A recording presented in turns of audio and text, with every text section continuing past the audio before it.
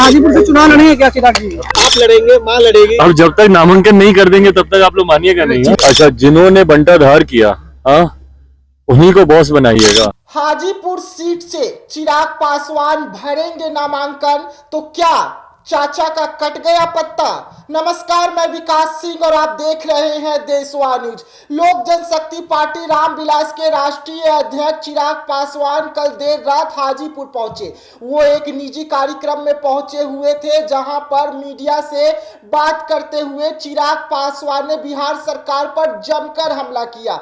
लेकिन मीडिया ने जब उनसे सवाल कर दिया कि क्या हाजीपुर सीट के लिए आप चुनाव लड़ेंगे, आप लड़ेंगे, आपकी मां लड़ेगी, वैसे में चिराग पासवान ने साफ कह दिया कि मैं नामांकन भरूंगा तभी आप लोग मानेंगे क्या कि मैं हाजीपुर सीट से चुनाव लड़ूंगा।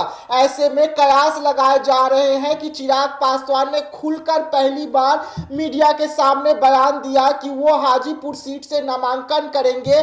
ऐसे में क्या एनडीए से अब पशुपति पारस का हाजीपुर सीट से पत्ता कट गया है? और अगर पत्ता कट गया है तो पशुपति पारस यानी कि चाचा का क्या होगा? अब ऐसे में क्या कुछ कह रहे हैं चिराग पासवान, पहले हम आपको सुनवाते हैं। ये संवाद करने की जरूरत क्यों पड़ गई, क्या तैयारी चल रही है?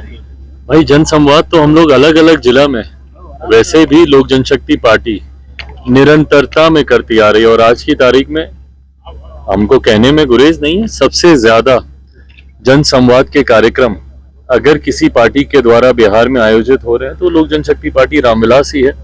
बिहार के अलग अलग जिलों में भले हमारे कार्यक्रम हो, हमारे संगठन के कार्यक्रम हो, संकल्प यात्रा, बिहार फर्स्ट, बिहारी फर्स्ट संकल्प यात्रा पे आपने देखा ही है कि तमाम प्रकोष्ठों के प्रदेश अध्यक्ष, हमारे पार्टी के प्रदेश अध्यक्ष राजू तिवारी जी के नेतृत्व में वो लोग भी यात्रा पे निकले हैं। तो जहां एक तरफ संगठन को मजबूती देने का कार्य निरंतरता में हो रहा है, तो वहीं दूसरी तरफ जनता से संपर्क करके, सीधा संवाद करके उनकी समस्या, उनकी अपेक्षाएं को पूरा करने का प्रयास बिहार फर्स्ट, बिहारी फर्स्ट के माध्यम से किया जा रहा है। हाजीपुर के लिए क्या होगा? हाजीपुर का पत्ता नहीं खोल रहे हैं आप। भाई, कितनी बार खोले? हाँ, आप लड़ेंगे, माँ लड़ेगी। अब जब तक नामांकन नहीं कर देंगे तब तक आप लोग मानिएगा नहीं। चिराग जी, डीएमपी सांसद को लेकर गौमूत्र का विवाद हो रहा है, गलत है, गलत है, गलत है। ये संसद में जिस तरीके से माननीय सांसद के द्वारा इस तरीके की भाषा का इस्तेमाल किया गया, ये गलत है। ये कहीं ना कहीं उसी सोच को बढ़ावा देता है जो सनातन विरोधी सोच है। खैर, इसके पूर्व में भी उनके कई वरिष्ठ नेता सनातन धर्म को समाप्त करने की बात पहले भी कर चुके हैं। ऐसी बातों को निरंतरता में उठाकर समाज में असंतोष उत्पन्न करना, समाज में बंटवारे की भावना को बढ़ाना। प्रधानमंत्री जी ने चुनावी 3 राज्यों में चुनाव की जीत के बाद अपने संबोधन में खुलकर और स्पष्ट तौर से ये बात कही है कि ऐसे लोगों से सावधान रहने की जरूरत है जो समाज में बंटवारे की राजनीति, समाज को बांटने की सोच के साथ जो लोग राजनीति करते हैं। ये उसी का एक उदाहरण है। बहरहाल, आज सदन में उन्होंने माफी भी मांगी है, इस पे खेद उन्होंने व्यक्त किया है। मैं उम्मीद करता हूं कि भविष्य में कम से कम लोगों की भावनाओं के साथ खिलवाड़ करने वाले इस तरीके के बयान सामने नहीं है। सर, हाजीपुर से चुनाव लड़ेंगे क्या चिराग जी? भाई, अभी तो हम बोले। सुना आपने कि किस तरीके से चिराग पासवान बयान दे रहे हैं और साफ तौर पे कह रहे हैं कि हाजीपुर सीट से आगामी 2024 लोकसभा चुनाव के लिए वो नामांकन करेंगे। अब कयास लगाए जा रहे हैं कि ऐसे में चाचा का क्या होगा?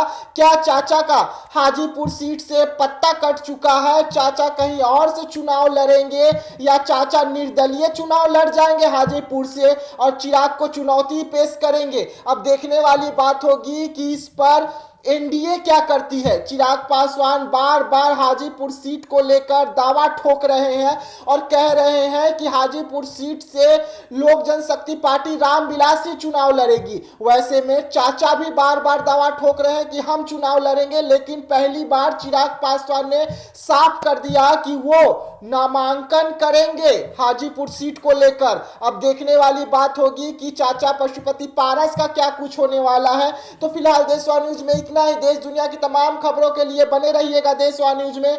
तब तक के लिए मुझे दीजिएगा इजाजत। धन्यवाद। देशवा न्यूज पर वीडियो देखने के लिए लाइक करें, सब्सक्राइब करें, साथ ही बेल आइकन दबाना न भूलें।